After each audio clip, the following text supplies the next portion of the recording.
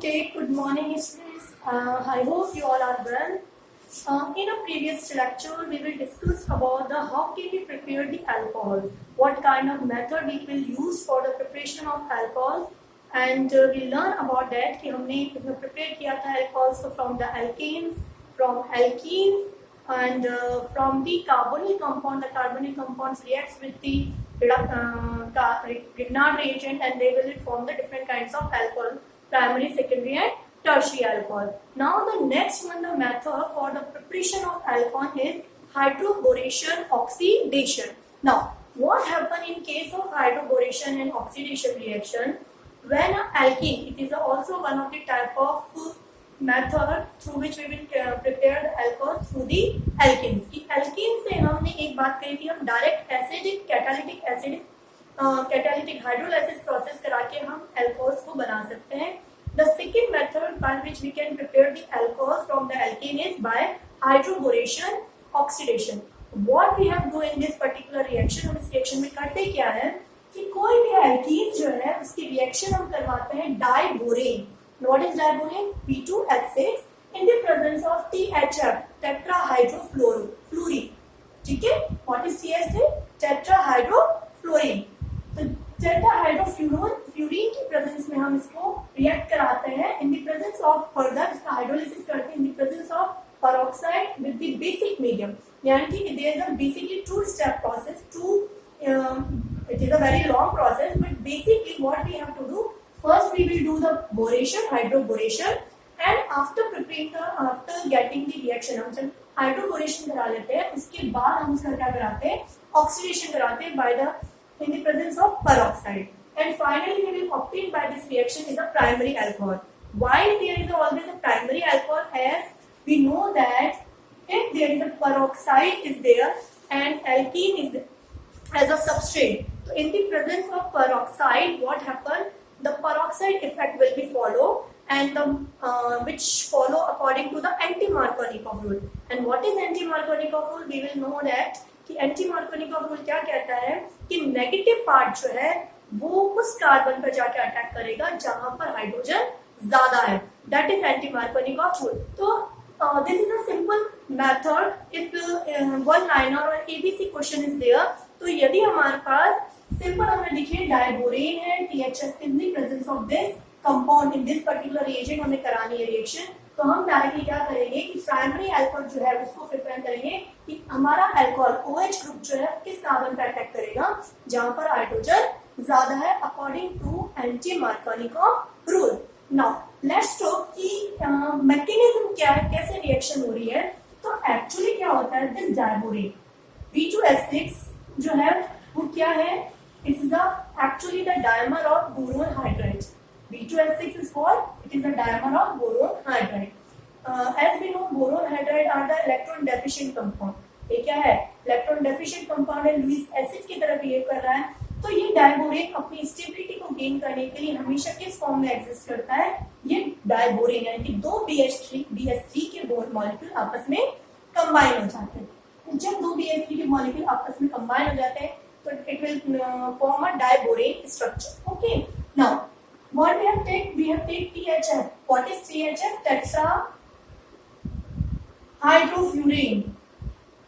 Tetrahydrofurane. And what is the role of this tetrahydrofurane in this particular reaction?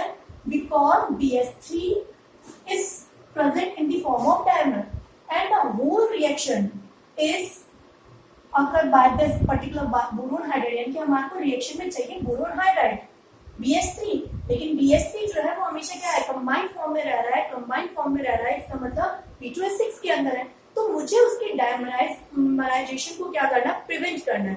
तो for the prevention of dimerisation कि ये BH3 जो है इस B2H6 dimer ना बनाए और मेरे पास BH3 अवेलेबल रहे for the reaction, for the preparation of alcohol, हम इसके अंदर क्या ऐड करते हैं, दिस THF जो क्या कर रहा है, इस BH3 के डायमराइजेशन को क्या करता है, प्रिवेंट करता है. कैसे प्रिवेंट करता है, क्योंकि इसके पास क्या है, ऑक्सीजन है विच कंटेन लोन पेयर.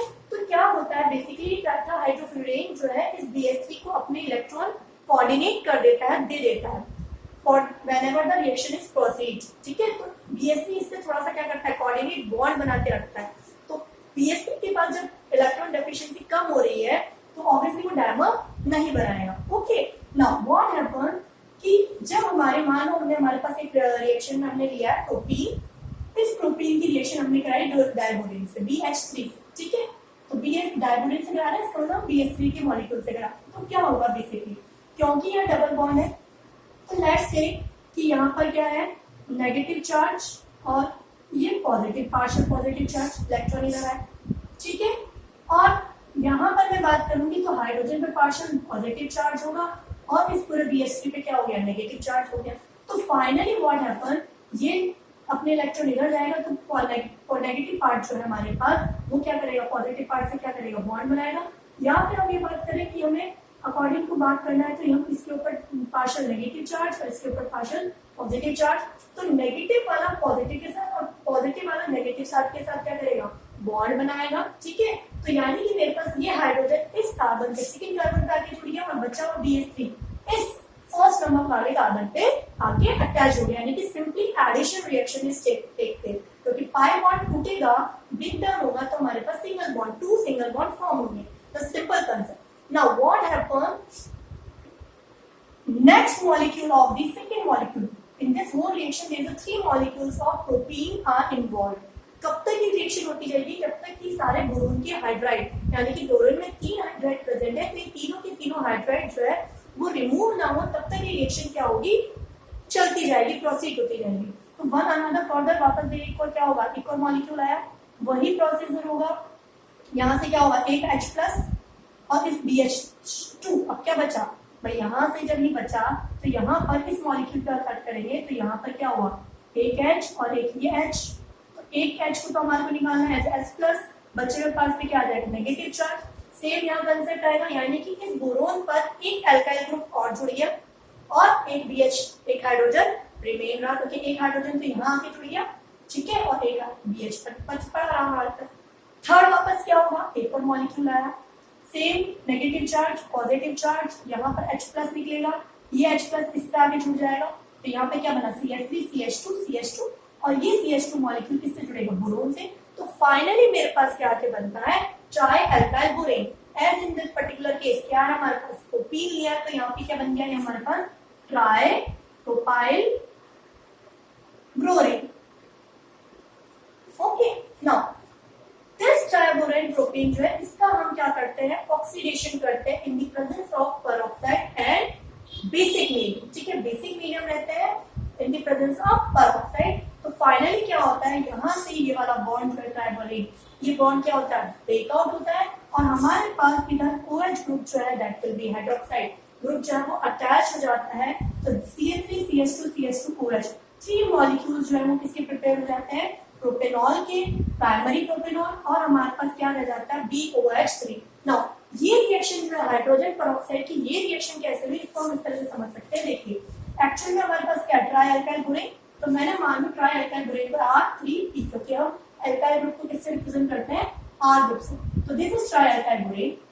जब ये पेरोक्साइड OH की कंडीशन के साथ होगा, बेसिक मीडियम के साथ होगा, तो ये क्या करता है, यहाँ से OH क्या करेगा, H+ लेगा, ऑब्वियसली क्या करेगा, मान लो ये ऐसे है, दिस इज द पेरोक्साइड, और जब ये OH नेगेटिव है तो ये यहाँ से क्या कर रहा है, H+ भी लेके कर रहा है, तो हमारे पास क्या बचा, OH। तो इसके ऊपर क्या होगा, हमारे पास नेगेटिव चार्ज है, क्योंकि यहाँ से क्या हुआ, H+ निकल गया, तो हमारे पास पेरोक्साइड से क्या है।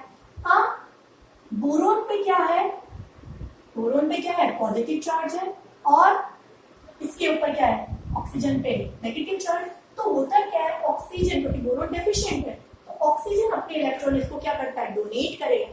तो जब ऑक्सीजन अपने इलेक्ट्रॉन डोनेट करा तो ऑक्सीजन पे तो क्या आ गया, पॉजिटिव चार्ज, और इसने अपने इलेक्ट्रॉन इसको दे दी, तो इस पर बोरोन पे आ गया नेगेटिव, और यहाँ से ये वाला जो बॉन्ड है ऐसा, क्योंकि हमें मालूम है हाइड्रोक्साइड जो ग्रुप है that is a very good living, it is a very best leaving group है, तो ये इजीली क्या हो जाएगा, निकल जाएगा। तो मेरे पास, आप देखो ध्यान समझना, हुआ क्या, इस पॉजिटिव चार्ज हो गया, यहाँ से OH ले, हाँ, इस पॉजिटिव चार्ज को बैलेंस करने के, क्योंकि ऑक्सीजन पे जब पॉजिटिव चार्ज है तो क्या होगा, ऑक्सीजन पे जब पॉजिटिव चार्ज होता है तो बहुत अनस्टेबल, तो क्या होता है, कि यहाँ से R2 जो एल्काइल है वो अपना R क्योंकि पॉजिटिव है, अपना एक जो है R जो है एक R ग्रुप के अंदर ट्रांसफर हो जाता है, इस ऑक्सीजन पे ट्रांसफर हो गया। तो हुआ क्या, R3 में बचा क्या, R2 बचा। ठीक है, इसको इस तरह से लिख सकते हैं हम BR2 और OR। अब ये रिएक्शन कब तक होगी, वापस होगी जब तक हमारे पास ये सारे के सारे एल्काइल ग्रुप इस ऑक्सीजन पर ना आ जाए, यानी कि 2 टाइम्स सेम रिएक्शन होगी।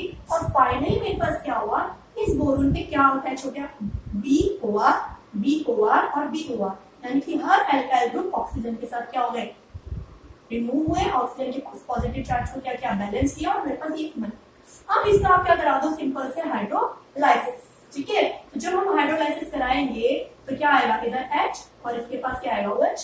तो हमारे पास क्या बना, ROH ROH ROH, यानी कि 3 मॉलिक्यूल किसके बन गए, ROH के बन गए। और रिमेनिंग क्या रह गया, रिमेनिंग हमारे पास रह गया बोरोन हाइड्रोक्साइड। तो बोरोन हाइड्रोक्साइड जो है दैट विल बी प्रिपेयर। तो बोरोन हाइड्रोक्साइड मिलता है, इससे हमारे को पता चल रहा है कि हमारे पास रिएक्शन में primary alcohol form. So this is the basic reactions through which we can easily form the alcohol. Now let's move to the another one. How can we prepare the phenols? Okay. Now we already know what is phenol. Phenol is simple. When a benzene ring is there, or on that benzene ring is alcohol group is present, that is known as phenol. Okay. और phenol की जो हम बात करते हैं, acidity is higher than the alcohols. क्यों होती है, क्योंकि यहाँ पे रेजोनेंस है, रेजोनेंस होने के कारण बॉन्ड के इलेक्ट्रॉन यहाँ ट्रांसमिट करेंगे। तो अल्कोहल और O और H का जो बॉन्ड है वो ज्यादा क्या होता है, पोलर है। इसका मतलब H+ इजीली रिमूव हो जाता है एज कम्पेयर टू सिंपल हम कंपेयर करूँ अल्कोहल से करें। तो फिनॉल की acidic property is a more than the alcohol. Now, how can we prepare? How can we prepare this alcohol? The first method of preparation of alcohol by the simple from the haloarine. And what is haloarine? Halo means any halogen group on the benzene ring. तो जब हम haloarine like chlorobenzene की reaction हम किससे कराते हैं, sodium hydroxide से कराते हैं इन फिक्स टेम्परेचर 623 केल्विन। तो होता क्या है, बिकॉज हमें मालूम है ये जो क्लोरीन ग्रुप haloarine जो हम बात कर रहे हैं, या हेलोजन ग्रुप जो है जहां प्रेजेंट होते हैं, ऑल्दो इनकी रिएक्टिविटी न्यूक्लियोफिलिक सब्स्टिट्यूशन रिएक्शन की तरफ थोड़ी कम होती है, कम रिएक्शन देते हैं, लेकिन at high temperature they can give the nucleophilic substitution reaction. तो सिंपल यहाँ पर क्योंकि हमारे पास क्या होता है, phenoxide, sodium phenoxide nucleophile present होता है, और सोडियम फिनॉक्साइड न्यूक्लियोफाइल क्या करता है, इस क्लोरीन को रिप्लेस करके क्या करता है, खुद इसके ऊपर अटैच करता है, यानी कि इसको सब्स्टिट्यूट कर देता है, और हमारे पास क्या बनता है, सोडियम बेंजीन फिनॉक्साइड जो है हमारे पास बनता है, यानी कि फिनॉक्साइड सोडियम फिनॉक्साइड हमारे पास बन जाता है। अब इस सोडियम फिनॉक्साइड की मैं बात करूं, ये सोडियम फिनॉक्साइड के साथ हम किसकी रिएक्शन कराते हैं, HCl की। तो ये HCl की जब रिएक्शन होती है तो यहाँ पर H और Cl अटैक करते हैं, OH ग्रुप बनता है और साथ में हमें NaCl मिलता है, यानी कि हमारा मेन जो हमें प्रोडक्ट चाहिए दैट विल बी फॉर्म।